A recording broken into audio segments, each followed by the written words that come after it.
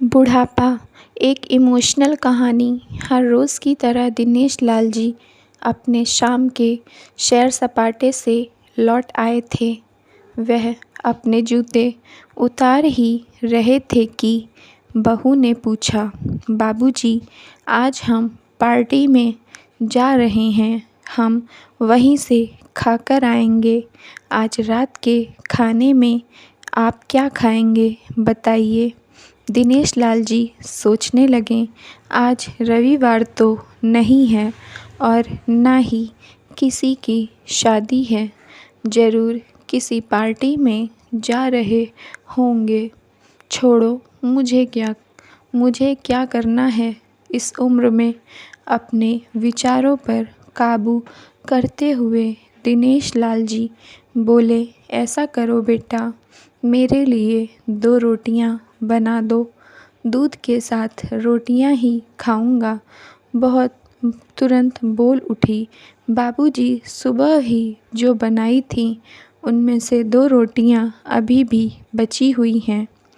अगर आप बहू ने अपना वाक्य अधूरा ही रहने दिया, लेकिन दिनेश लाल जी अच्छी तरह समझ गए कि वह क्या कहना चाहती थी। सुबह की रोटियां खाई तो गैस हो जाएगा। सुबह भी बहू ने मसाले वाली सब्जी ही बनाई थी, जिसके चलते अभी तक खट्टी डकारें आ रही हैं।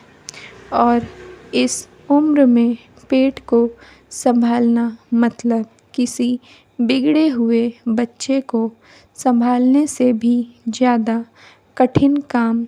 बाबूजी बहू से बोले, नहीं बेटा, इस उम्र में सुबह की रोटी या नहीं खा सकता। तुम्हें थोड़ी तकलीफ़ होगी, लेकिन मेरे लिए 2 ताज़ी रोटी बना दो। बहू को बहुत गुस्सा आया। वो गुस्से में ही बड़बड़ाते हुए उठी, अब 2 रोटियां बनाओ या 10 काम तो उतना ही बढ़ेगा। आटा गूंदो, रोटियां बनाओ, किचन और बर्तन साफ़ करो। इन्हें क्या है, इन्हें सिर्फ ऑर्डर देना है, काम तो मुझे करना पड़ता है। बस दिन रात इनकी ही सेवा करते रहो। बहू के बोल दिनेश लाल के कानों पर पड़ रहे थे।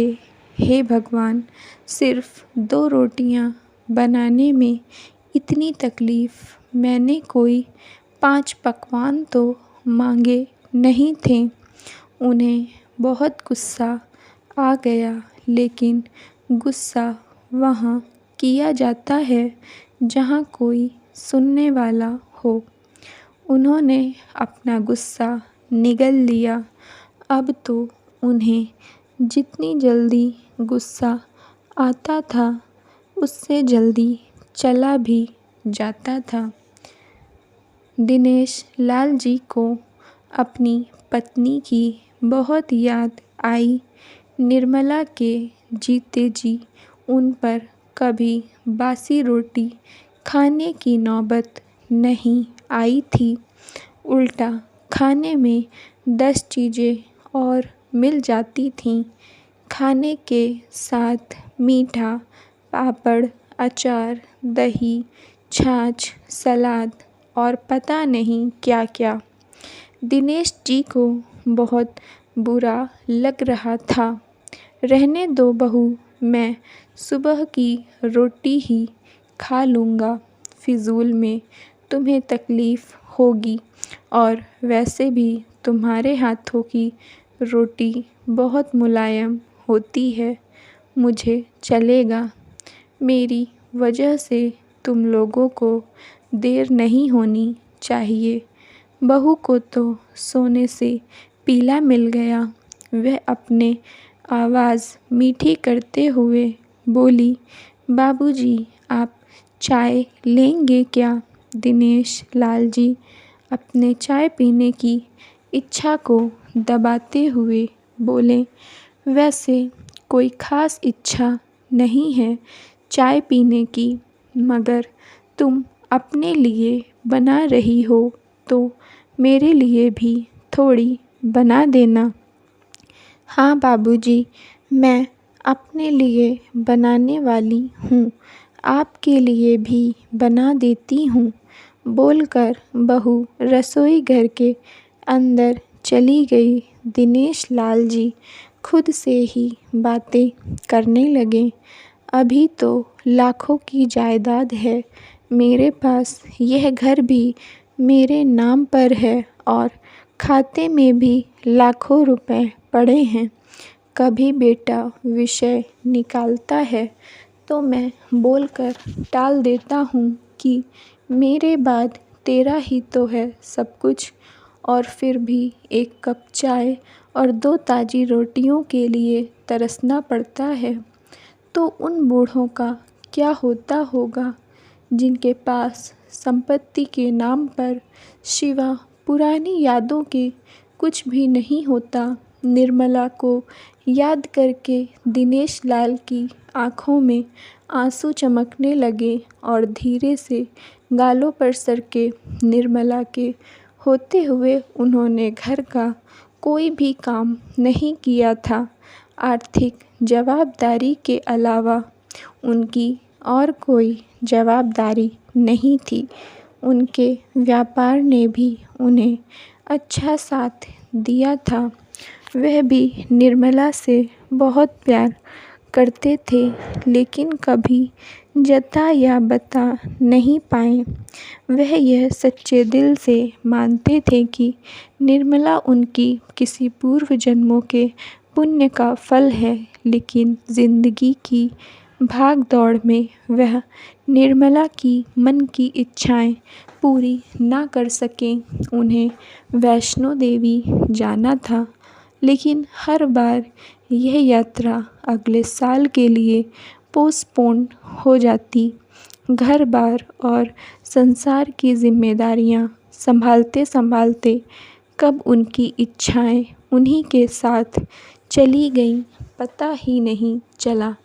दिनेश लाल जी ने देखा उनके पोता और पोती दोनों ही स्कूल से आ गए थे।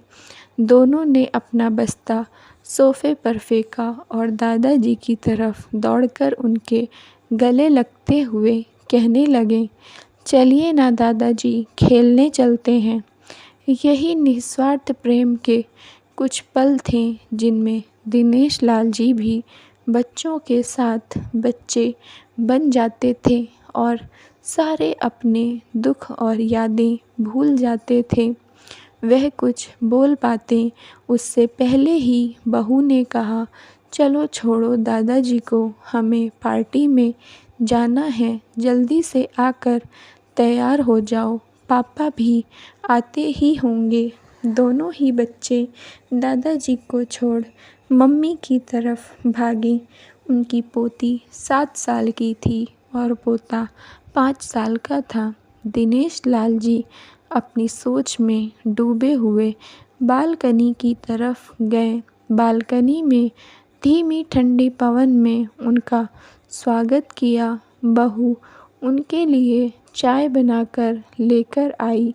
बालकनी में रखी अपनी कुर्सी पर बैठकर दिनेश लाल जी घुट घुट करके चाय पी रहे थे।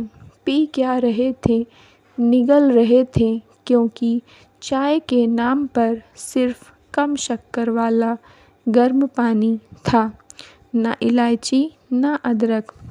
दिनेश लाल जी मन ही मन सोचने लगे, बहू के जाने के बाद आज खुद अपने हाथों से चाय बनाऊंगा।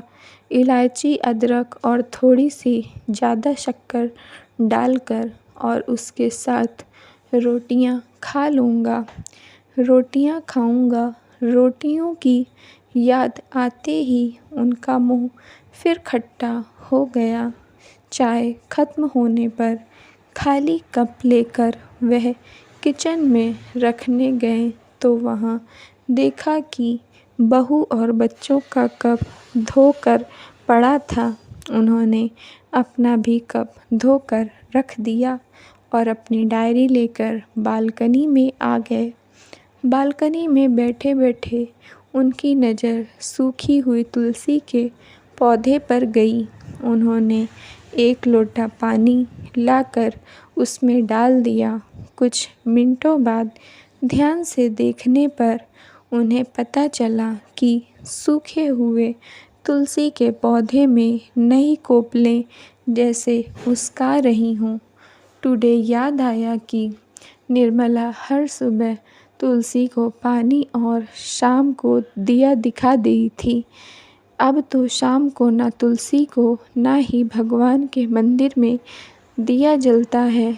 पता नहीं कितने संस्कार, इतनी अच्छी आदतें निर्मला अपने साथ ले गई थी। दिनेश लाल आसमान की तरफ देखकर बोले, निर्मला, मुझे और इस घर को अभी तुम्हारी ज़रूरत थी। तुम क्यों हमें छोड़कर चली गई? तुमने मुझे धोखा दिया। तुमने हमेशा साथ रहने का वचन तोड़ दिया। तुम मुझे अकेला छोड़कर चली गई। दिनेश लाल की आंखें भर आईं।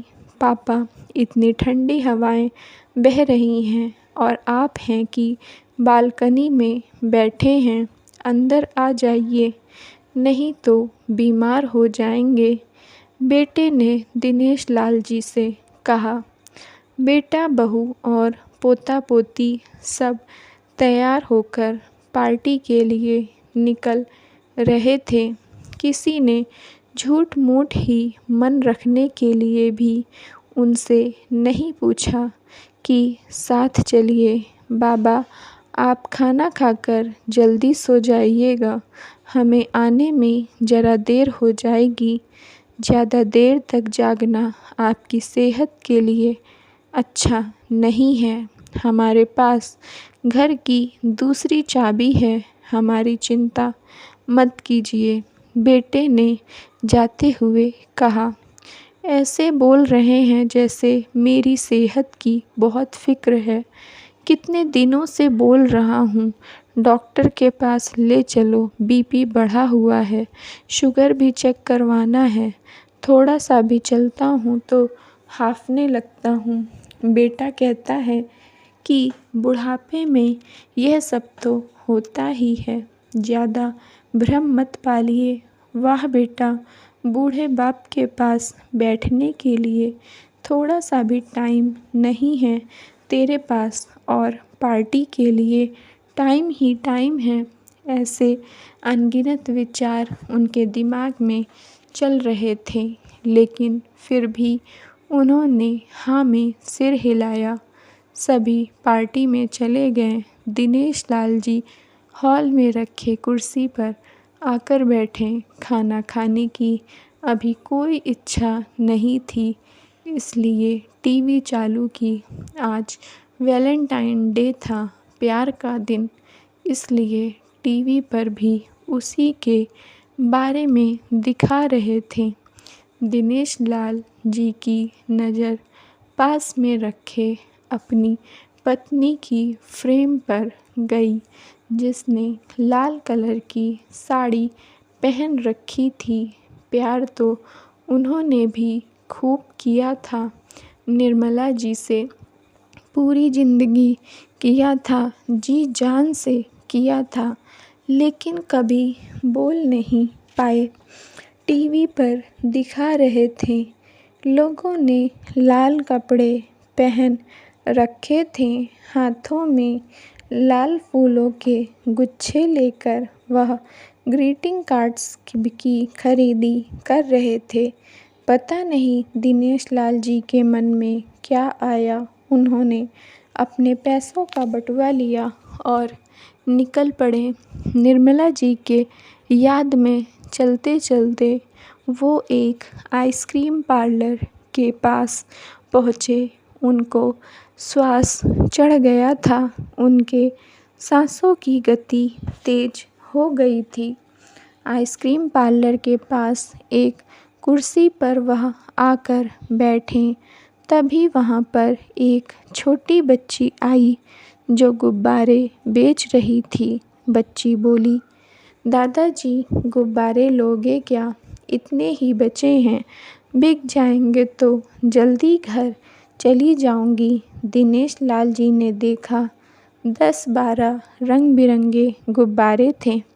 उन्हें याद आया कि निर्मला जी को भी गुब्बारे बहुत पसंद थे, लेकिन अब गुब्बारे लेकर क्या करूं? उन्हें बच्ची की आँखों में सच्चाई और आशा दिखी। उन्होंने 200 रुपये दिए और सारे गुब्बारे खरीद लिए।